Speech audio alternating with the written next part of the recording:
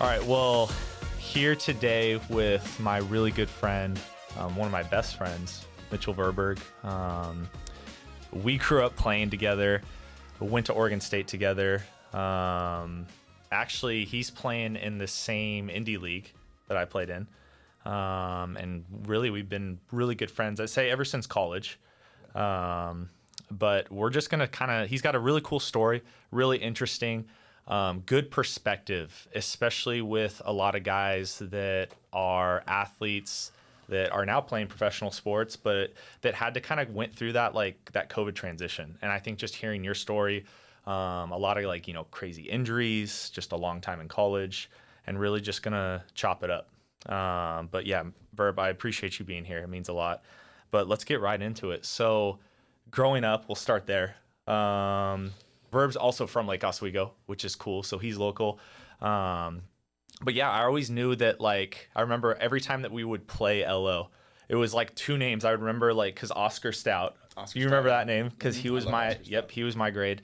And then you were always, you were in the same class as Rutch. Yep. But it's it was really just you two. And honestly, our games, I think in high school, it's okay, if you're throwing, it's it's going to be a 1 to 2 run ball game. It's basically best on best. And that's how I kind of got to know you. Yeah, that's kind of funny because it was the exact same thing when we played you guys. It was two names, Zach Taylor and Adley Rutschman. And whenever I was throwing, it was usually just fair sailing through the most of the lineup, and then you'd turn the lineup over. Rutsch would get up, one of the hardest guys to strike out in the world. I feel like every at-bat that I had with him was 8 to 9 pitches, and then it was you. So with you got the best of me, and I knew you were going to bring it up first thing. Yes. I remember playing at the old Sherwood Field. I came in the 7th, yep. Up by 1, or it was either tied or up by 1, and I threw a high heater, and it was probably a foot out of the zone. I remember it still to this day. There's a couple of those pitches.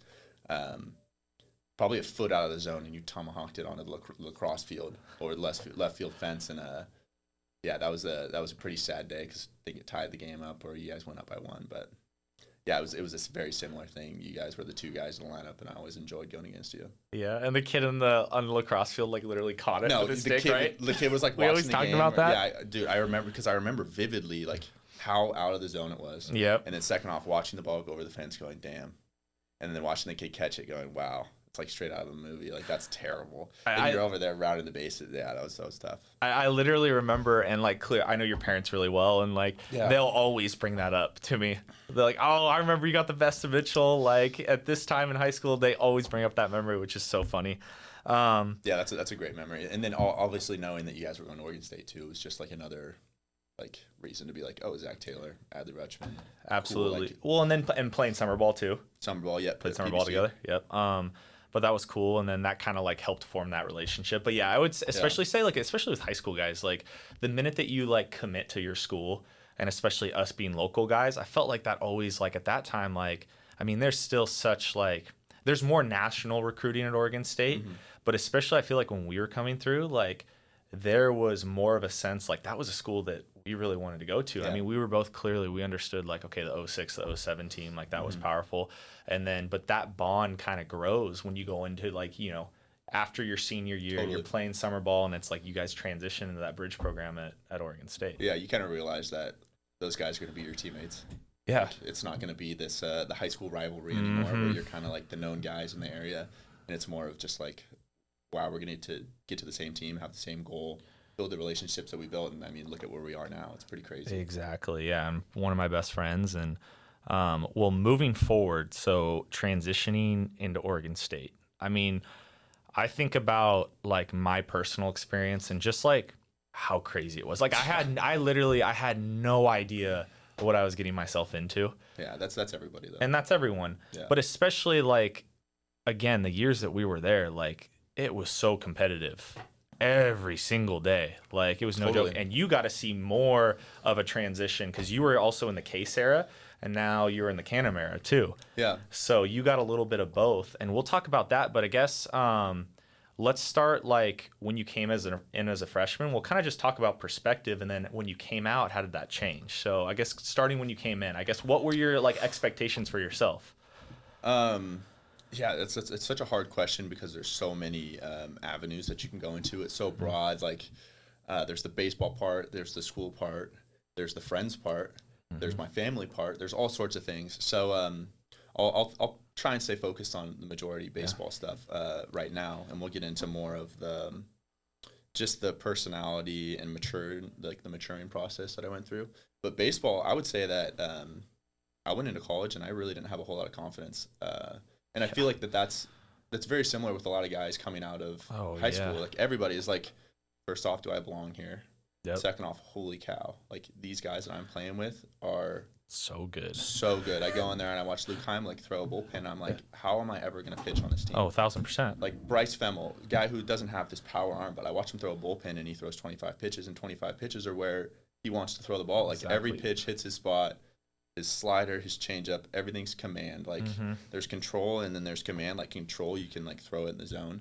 You can control it in the zone. But these guys have true command. Like, hitting, like, quarters of the plate and, like, going into ninths of the plate. I remember, like, we'd go and throw our bullpens, and the bullpens would have a string underneath the zone. And guys are hitting the string every single time. And I'm like, oh, my goodness. This is crazy. Like, do I belong here? So I got there, and I think my first season, our team ERA was a 1.9. Yeah. And I threw, I think, 11 or 12 innings, and I had a lower ERA, but I was always going in with 13 run, like we'd have 13 runs, be up by 9 or 10, and it went smoothly. But at the same time, I'm like, holy cow, am I ever going to pitch here? These guys are so talented. So that was a big thing going in, and it was a struggle for sure. Yeah, but I mean, that's part of the reason too. Like, I think it's good to have that kind of get knocked back like early on, because like you got to think, I mean, the attention to detail, and especially like with that staff, and that's what we're talking about. It's like the talent, like clearly like everyone there is talented, but what we're talking about is like even the minute like little things. It's like, holy cow, the work is so focused and so like exact that it's like almost feeling like, I remember feeling almost like suffocated in the sense like, dude, I don't have room to mess up. Like, I don't have room to have like a bad practice. Right? Because I knew I needed to, like, even me at my best wasn't going to beat some of those guys initially, like 100%. On their like bad days kind of thing. That's like literally how I felt. But again, so you get a couple years under your belt, right? And this, we're going to say like before COVID. Yeah. Right? Because it got kind of weird then. But do you feel like year to year, do you feel like your confidence started to like gain? Or do you feel like it was kind of like up and down? Yeah, so I think my college career kind of went in cycles. We're going to talk about this later just with where I'm at now. But when I got to Oregon State, I was surrounded by so many guys that I looked up to, so many guys that were so talented, did every single thing right. Talk about Adley Rutschman, talk about Luke Heimlich, talk about Bryce Femmel, talk about Drew Rasmussen.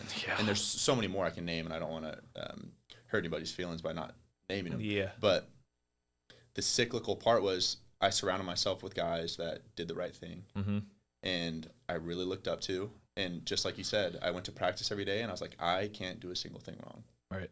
And that attention to detail, that almost pressure, but a good pressure, really helped me build up into who I wanted to be. So I'm going to skip my sophomore year because I was hurt. Right. But throughout that freshman, sophomore year, leading into my junior year when I had the most success at Oregon State, I was surrounded by people that were better than me. And surrounding myself with those people was super important to me, because in high school I kind of like drifted with the wind and did my thing and didn't really push myself, just not knowing what I was getting myself into. But surrounding myself with those people that were better than me made me significantly better. Obviously, I had a herniated disc my sophomore year, missed the 2018 team, but still just being around those guys, lifting with those guys, seeing how they went about their business, led into my junior year when I had all that success, like a lot of success. So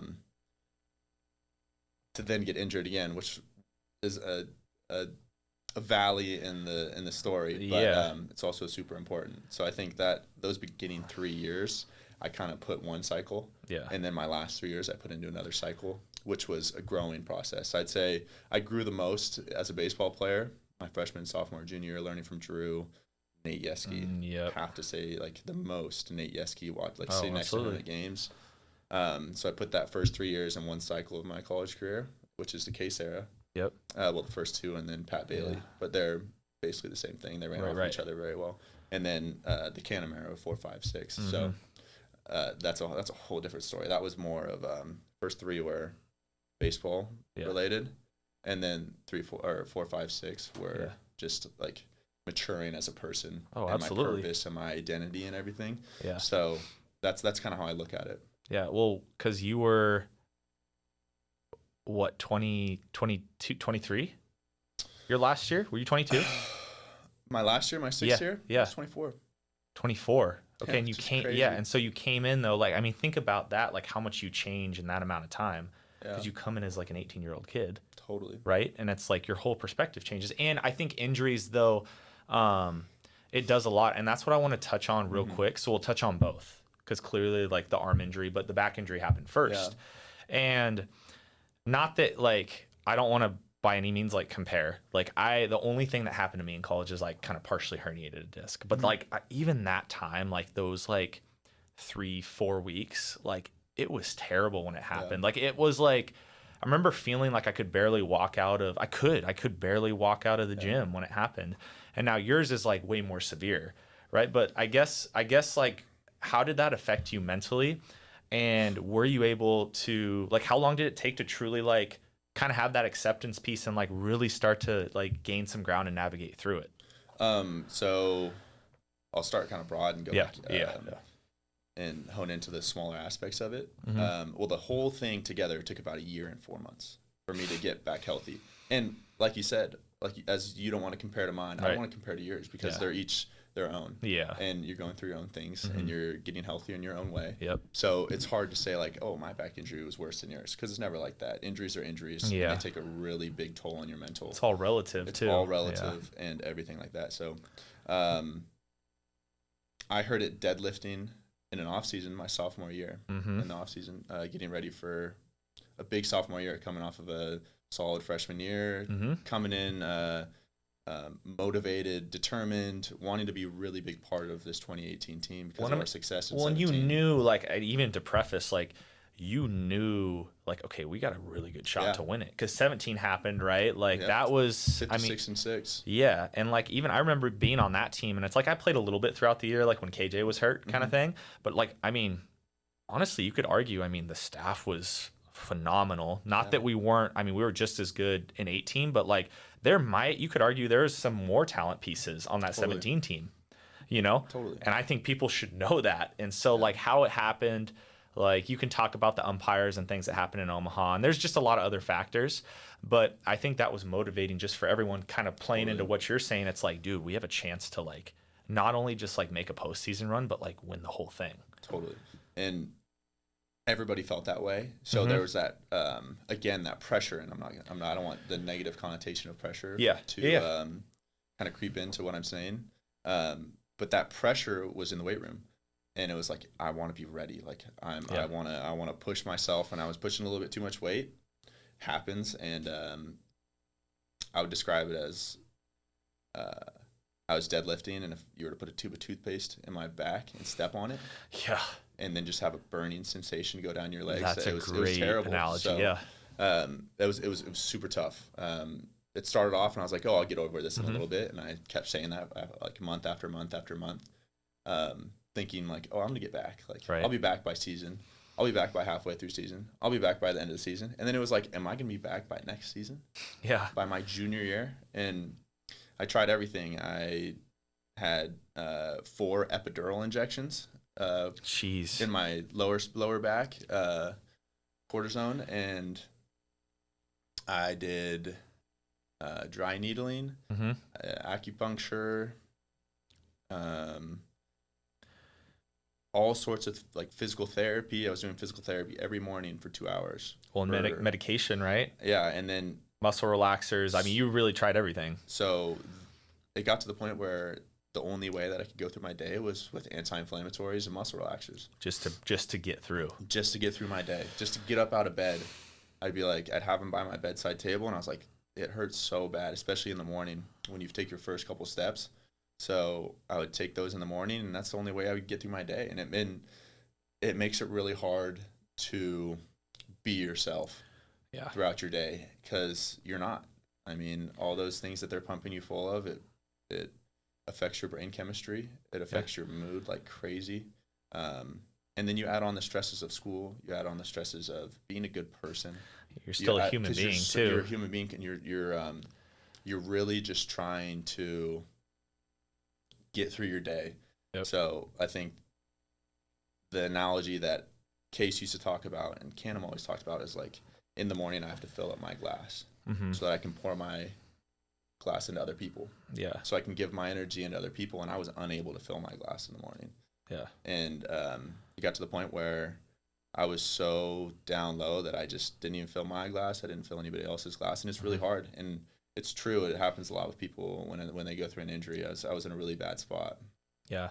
Well, and I think even that, right? Like, it's like, I think there's something to be said with, I mean, again, we're young, but like when you go into a school like that and you go into like especially the status and like where Oregon State baseball was, especially at that time, the previous year, right? Like our team was so good. Everyone knew there's a buzz around us 100% on the West Coast. And like, especially like being a Pac-12 team, right, that could compete with all the ACC and the SEC schools. And that was a big deal, especially a lot of us being Oregon kids. Yeah, there's a lot of pride in it and like wearing that jersey. And it's like, man, whether we'd like to say it or not, I mean, you would think, right, that there's other parts to us, but like at that age and being young like that and being sophomores, it's like, dude, Oregon State baseball means everything. Like that's a massive part, if not your whole identity. And so when you get that stripped away and now you can't be a part of that, you felt extremely lost, right? Like your mental health is probably at an all-time low. Yeah. And I don't think I ever really got over and understood my injury, the first one. Yeah. Because I was down the entire time. I never got to a point where I was like, back up. Like the only time I got back up and was happy again, which is, it's terrible to say, but it was when I was playing again. Yeah. And it was super difficult because yes, I learned a lot about myself and it was super important in my maturing process, but I never really matured as much as I did after the second one when I blew my elbow out. The first thing I said when right after I did it, and I was like, I held on to this the entire time, was I went into the office with Yeski and Pat Bailey, and they looked at me, and Yeski started to tear up. Yeah. And I'd been crying for a little bit, and I go, you know, Yeski, baseball is what I do. It's not who I am. Yeah. And I held on to that for a really, really long time in that injury. And you said that to him? I said that to him. Wow. I said, baseball is what I do. It's not who I am. And I would not have been able to say that if I didn't go through the first back injury. And there's no way I say that. There's no way I have the maturity, the knowledge to know that that is what it is. It's not what I do. Yeah. It's what I do. It's not who I am. Yeah. So now, okay, well, so let's move the dial forward, right? So, because you had your sophomore season, didn't play, right? 18, crazy, tough watching a national championship happen. Yep. But at the same time, like, everybody on that 18 team was such a good person. They made me feel like just as much as the Friday starter, just as much as well, you were still a part of it though, and that's like, I think that's such a misconception, is like, and everyone felt that, I guarantee, like when I think back about guys that like, okay, didn't have as big of a role or like were injured, right? Yeah. It's like, I could only imagine like how hard that is, but at the same time, like what you're saying, it's like, but you were still there. You know what I'm saying? It's not like you weren't in the arena. Yeah. Right. And just like standing outside, you were still getting after it because you had to, just to even like try to get healthy. And so like from my standpoint, because dude, that was the only year that I like really played significantly, like truly, that I was a starter. And so like I remember, like, because you're at that time, right, our relationship was especially like still building, but I'm like, I still considered you one of my best friends, right? Totally. And it's like seeing that from the outside, like kind of looking in, I'm just like, I was like, man, I like feel for that guy, but like there's something special in that. And I've always like wanted to say that to you, especially like, cause I don't think you hear that enough, and guys going through injuries, right? Cause you're just trying to get back on track. But it's hard to truly believe it. But I'm like, how powerful is that? Like from my perspective, to see a guy that I'm like, dude, like I want to bitch and moan about certain things, but it's like, this guy is like doing everything he can just to get healthy. You know what I'm saying? And he doesn't get the same like glorified, like that gratification, right, of like playing. Yeah. But like, that's how I know it's like, I mean, that's special because I was like, if it means something to you, you know? Yeah. And that's the respect I really have for that team, is because everybody really did make me feel a part of it. Because you felt that. As much as I didn't feel a part of it, people would go out of their way to check up on me and make sure that I was doing all right. And I really, truly believe that that's one of the reasons that we ended up really winning the whole thing, because those little small details, that love you have for each other, the love that you have for each other, is what is really going to carry you past.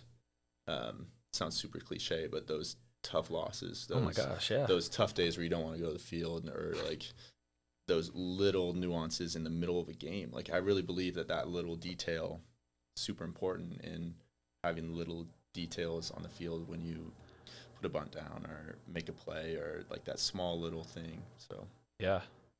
And then I don't know, I just always think about this, and this was kind of, and I want to, again, so moving forward, right, we get into my senior year, right, the year that you really threw, and that I always have. I remember I came into the game, and I didn't like, because I was, it was such a weird year for me, and I've talked about it in like the podcast with Brudge. Yeah. Oh, and I've talked to you about it. Yeah. But, and I know you probably even know what I'm going to say. Like, so Arizona State, right? Yep.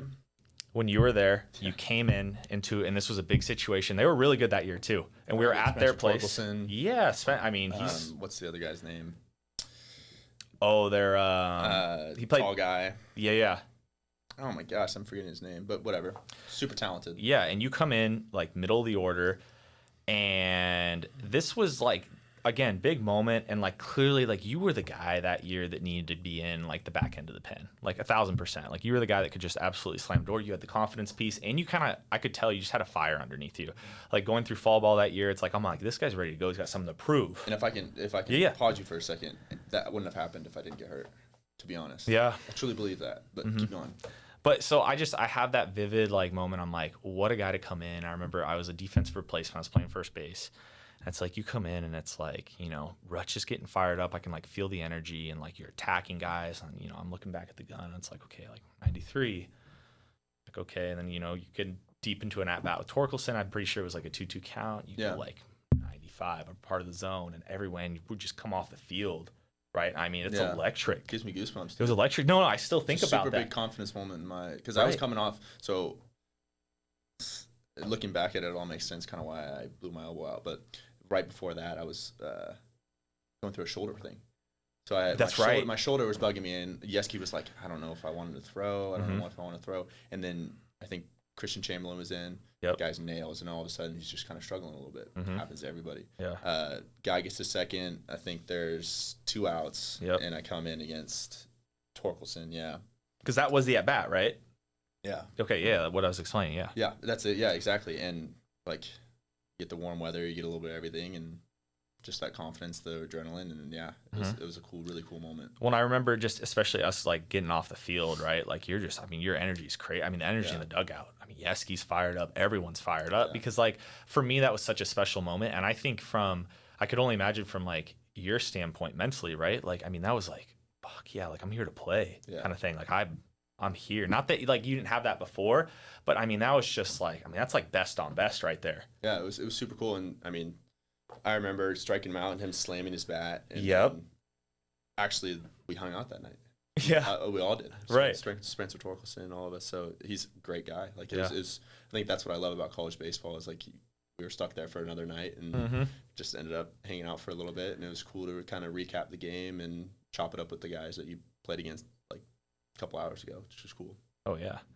Well then, okay, so you had a great year. Right, like dealing with injury, like really proved it to yourself, like potentially like kind of draft prospect, like kind of put your name on the board. And then what, COVID happens, right? Yeah, so Washington State blew it out on one pitch. Yep. And then, I knew it the second that I did it. Set up the surgery, internal brace, UCL repair, month later. And then that's the that was May of 2019, May or April. It was, either one, doesn't matter. The uncertainty of all that, but everybody's like, you're coming back stronger, all this stuff. Right. And then I get into my recovery, and I forgot how to pitch. Yeah, like the feel was gone, like right? I had zero feel. Like I'd play catch, and I looked like a poor high school arm. Like when I went through my progression, and I'd be throwing, and my nerve in my arm would be flicking over the inside of my elbow every time. It's like I'm hitting my funny bone every time I'm throwing the ball. Yeah. Like it's like 1 every 4 throws, and it's like I'm so mentally okay. I'm throwing bullpens, and it's like 78 to 80 when I should be ramping up to get into a game. Yeah. And I was like, I got to the point where I was at a low of low. Is like, I don't even want to do this anymore. Like, this is not fun. I'm not happy. Yeah. You know, I look at myself now and I'm like, wow, like that was so important. Yeah. Almost like I mean, tell me if I'm wrong, but it's like you almost like kind of needed to feel that and to go through that, right? Yeah. To have your perspective what it is today, at least, right? And like I said, with the first injury, I wouldn't have had my junior year. Right. I wouldn't have had success. I wouldn't have been ready to go into the season. I wouldn't have had that fire that you talked about. And then after that, I look at myself now, I wouldn't still be playing if I didn't go through that. If in the shoes that I'm in right now, if I had the situations happen the same, like if I didn't go through the injury, I wouldn't be fighting right now. And when I was going through that, COVID happened. And it's like, and I know COVID was terrible for so many people, but it was such a good thing for me. Right. Because I needed another surgery when they bought you time. Me time. Yeah. So I needed another surgery. They moved my nerve, and from then on, it's just been an uphill climb. Obviously, you get a little bit of valley every once in a while, just like any injury.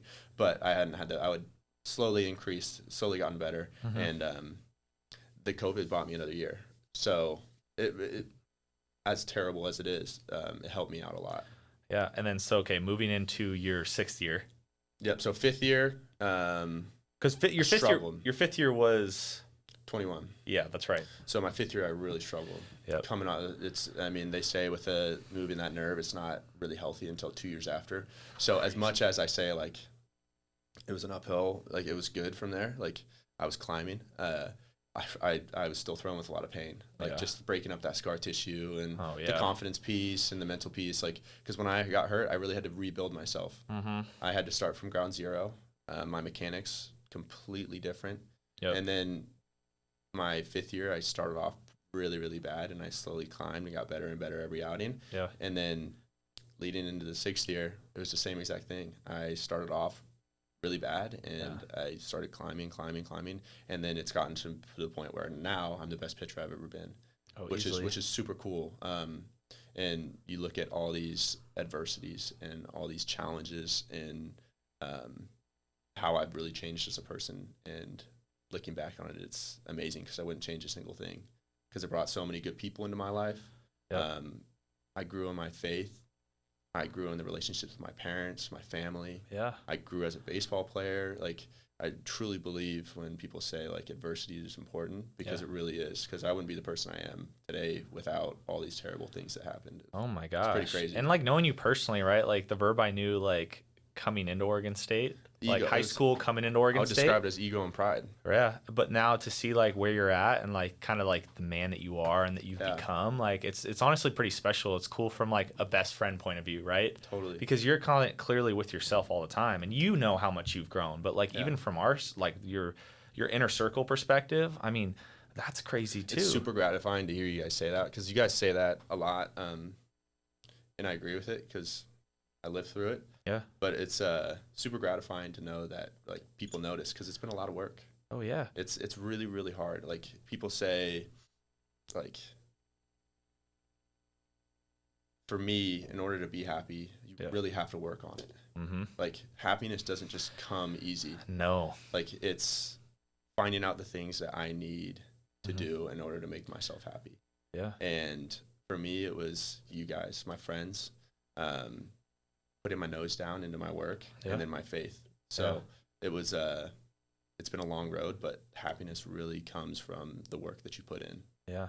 And it's so cool because it's like there's so many individuals, right, that like, and I would say, man, you were one of them, just like from you being one of, like, I know like you would feel at certain times, and I don't mean this to come across in a bad way, but like earlier on, it's like feeling bad for yourself, totally. Like why me, right? Victim card, 100%. Yeah. And I played the same thing too. Like I'm the first one to talk about it, but it's like, man, when what you went through, right, and where you're at now, and coming out on the other side, and it's like going, like, you had to work on yourself. Like you did at the end of the day, like the injury stuff, like all these things that happened to you. It's like, man, you really had to spend a lot of time alone.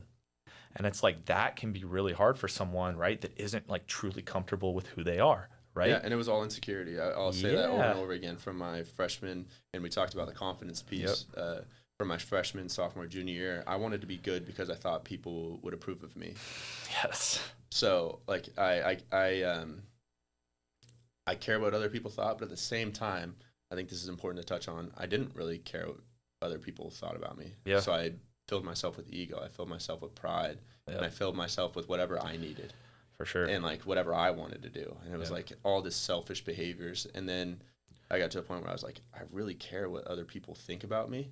And it's, people often say it's like, it's the opposite, but I think it's important to know that like, I really care what other people think about me because it says a lot about who I am. Absolutely. And how I treat people and like what they think of me. So I think caring what people thought about me from like a person perspective was super important in my maturing. Yeah. Cause I would say, I mean, even having gone through it, right, and now you're doing like fast forwarding, okay, so like indie ball. I mean, for like people that don't know, like that's no joke. Like, I mean, that it's hard.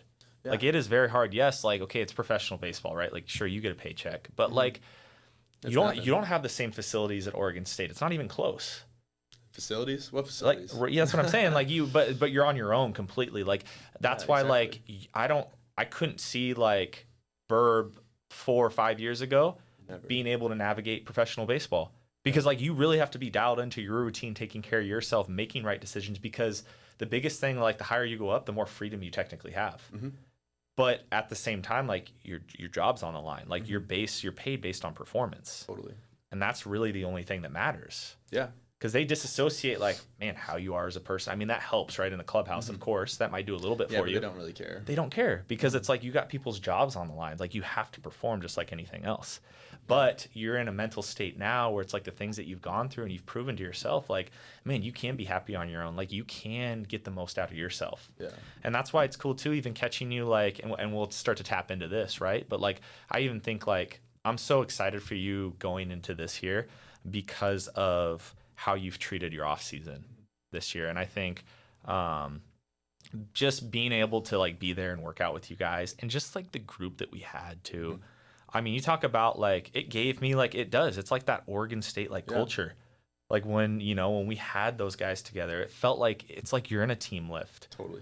And I think that's the coolest part is like, I guess let's talk about before we get into other aspects of your off season, but like the environment piece and like how important that is for you, especially, and how that was to like build your confidence and like, your physical body. Like I said earlier, I put my timing into like the first 3 years, and I talked about how I surrounded myself with people that were better than me. Yeah. And I feel like right now I've gotten exactly back into that. Yeah. Surrounding myself with Ryan Thompson, Nick Abel, Adley Rutschman, Dylan McClain, like Zane, like all these people that are in our group, like you from like a mental aspect, like not, I wouldn't put you in the baseball because obviously you're right, playing, right. Like a good person, like surrounding myself with people that are better than me, and how much that improves you as a person, as a baseball player. Playing catch with Mick Abel every day this offseason made me a 10 times better pitcher. Yeah. Just watching him and observing and just like taking in everything, and then surrounding myself with Stephen Dempsey and Ryan Gunderson. Like Kevin Gunderson, yeah. Kevin Gunderson. Yeah. Those people have made me so much better as a baseball player because they know so much more than me. So just surrounding myself with those people. Yeah. And isn't it crazy, like just like anything, like if you're truly trying to learn, right? Like you talk about, to a certain extent, it's like you're putting yourself in an uncomfortable situation because you're going up against people that like, man, this guy might spin a pitch better than me, or this guy might move better than me, or he's more efficient, or he like kind of kicks my ass in the weight room. The thing is, all of them did at the beginning of this offseason. Like they spun the ball better, they they lifted better than me, they moved better than me. Like they were better than me in every single aspect. Right. But then I just was trying to close the gap every single day. Yeah. Close the gap every little, like a tiny bit every single day until I was leaps and bounds ahead of where I was when I started. Right. Well, and think about it, like I think it's so important going into a situation, especially over the course of an off season. And you transition to like 3 days a week, but like in a time when we're building, right? And you guys aren't really throwing a ton. It's like we're all in there 4 days a week. Yeah. And dude, it's competitive. Like it's like I remember like, and I'm not even playing anymore. I just knew that I need to be in that environment because it's good for me and it's good for you guys too. But it's like, dude, like I'm in there and I'm like, okay, I'm gonna put up a number on the Kaiser, right? We're doing some rotational exercise and it's like Rutch comes along, he gets pissed off and fires a number, and I'm looking at you like, what am I supposed to do with this? Well, and let's not like get this wrong. Like you lift, you're very strong. Like in the that's weight what I'm room, saying. I train like, still. That's what I'm saying. Like you are pushing me as well. Like you are also leaps and bounds ahead of me. So like I'm trying to close like, and just our relationship in general. Like you piss me off. Like, 100%. When you beat me in something, you make me angry. Like as much as let me stop. We are the most in our friend group. I want everyone to know, Verb and I will just like go at it. We're like two rams, like butting heads. And anything that we do competitively, we talk crap to each other. Like we're always chirping. But that's like part of our dynamic where like how our personalities line up and we just get after it. And usually on the outside, like Rutch is the one that he's just like makes him uncomfortable, right? When we're just going at it, which is like the funniest thing ever. Yeah. Seeing Rutch's face when we go. But it's good in that environment because like we both know at the end of the day, like I love you to death. I mean, exactly. I think it's built on that. Like I still think about this and like one of my like a core memory always is like when everyone kind of is gone, right? Like we start to get done with our workouts or like, man, when I say bye to you or I say bye to Rutch or any of those guys, it's like, hey man, like I love you to death. Like have a great rest of your day. Like, and I think that is just like, that's so powerful. Just like, because it's like those, you got guys that care about you. Like, and it's always like, and without getting like super deep into it, right? But like anything can happen on any given day. Yeah. And it's like, man, what's the last thing? Like, if you're going to say like later to someone, there's a difference between just like, oh, I'll see you later. Versus like, no, dude, I love you. I love you to death. We say that all the time. Yeah. That's one of the things like I value like with our friend group, right? And especially you. I mean, you're always there. And like, I always appreciate that about you because it's genuine. But I also, part of it, right, is going back to like, look what you've been through. Look how you appreciate people now and those like small moments, because the small moments, they're big moments too. So I don't know, it's super powerful. But yeah, dude, your off season, and let's talk a little bit about like, especially like on the pitch design side. Like I know working with Gundy has been, I mean, that's been eye opening. He deserves credit too. Gundy really knows what he's doing, and he really cares about what he's doing, and he's been there almost every day for me as far as what I need, which is really, really cool. And you can't say that about a lot of people. Oh, yeah. Because he's running a business. Like, he's running a business, and he's just flat out helping me just as much as he possibly can. And he really cares about the guys that he works with. So, I mean, I definitely got to give him a lot of credit. 1,000%. And it's such a good dude. Talk about somebody who knows what he's doing. Right. But also, and it's like that tie, right? We all have a tie, like being an ex-beef. Yeah. Like he won it. Like he knows what it feels like. Like we're all on the kind of same page, and that's the coolest thing. Like especially as again, it's like culture thing though, right? It's like you kind of have that bond with someone, even guys that are way older than us, right? That have done it before. And it's like, you know, coming down the line, it's like, oh man, this guy was a beef. Yeah. Like it's never like, oh man, this dude played at Oregon State. Like, no, this guy was a beef. Like, and it means something. So 100%. It's just cool. Again, being in that atmosphere, it's like that group of arms too. It's like that was some of like I think about the off season, even how competitive your guys' bullpens were. Yeah. Nobody in the box. It's like they're like the attention to detail was just like it was phenomenal. And I think like the constant feedback, like you're asking questions, I'm asking questions to you. How did that feel? And it's like I feel like that's a time where it's like you can really get the most out of yourself. Totally. And that you took advantage of every one of those opportunities. You know what I'm saying? Like I never saw you just go in there and just like, oh, whatever.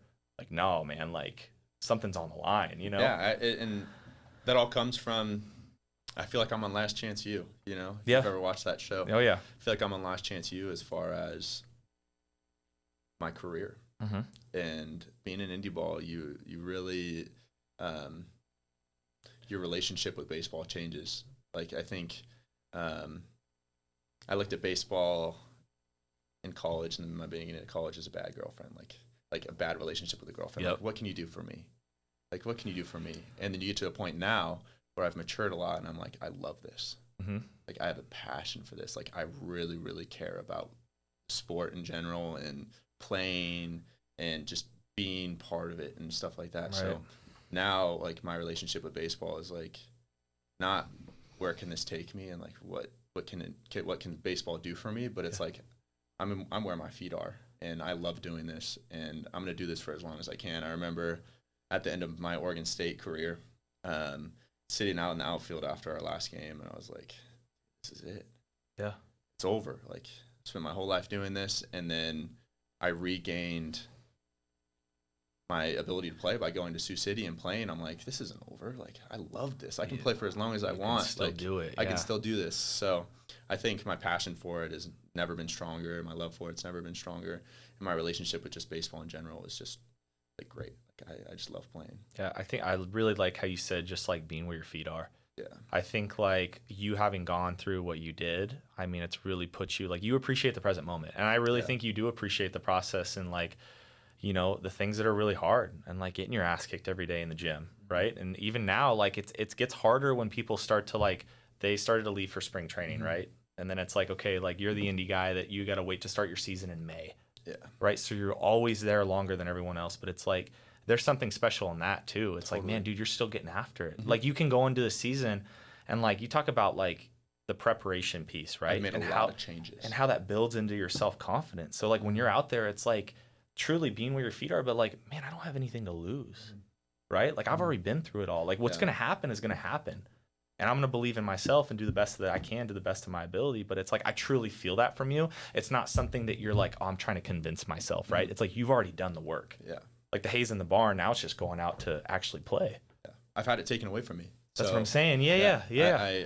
What I meant by sitting out there in center field is like, I don't have this anymore. It's gone. And then now I've regained it and I have it back. And it makes it easier to go about my work because I didn't have it. And I was like, that is the worst feeling. I have this. I have the ability to go out there. It's just like being hurt. When you get hurt, you have baseball taken away from you. Yep. And then when you go back, practice is more fun. Yep. The small nuances of the game are more fun. Like your bullpens are more fun. Like you enjoy doing it more. So that's the point where I'm at now. Is like I had it taken away and I get it back, and it's like I'm so grateful for it. And now you're gonna run with it too. And now I'm gonna run with it for as long as I can. Yeah. And if like I always say, people are like, "Why are you playing indie ball? Like, why are you doing that? That seems pointless. Go get a job. Because you're not making any money, right? And go start a career. Like all this stuff." And it's like, I can do that when I'm ready, and I'm just not ready to do that. So. And that's all that matters, and that's the only thing that you need to say too. Yeah. The best thing, and again, as we like wrap this up, but I feel like it's important to mention is like, and this is from my perspective, but it pertains to you. When I was going through my last season indie ball, I really did. I got to a point where I was just like, man, I just came to that kind of that bridge, and I was just like, man, I'm not having fun. I don't like what I'm doing. I also knew that I kind of wanted to transition and do something like, honestly, I love doing this, like really, and like sitting down with my friends and like my homies and talking to them about their experiences. Like this makes me feel whole kind of thing. Yeah, there's power in story for sure. I had that same feeling though when I was playing baseball at like Oregon State. I had it a little bit my first year of pro ball. COVID happened, right? Go back in and just didn't have the season I wanted.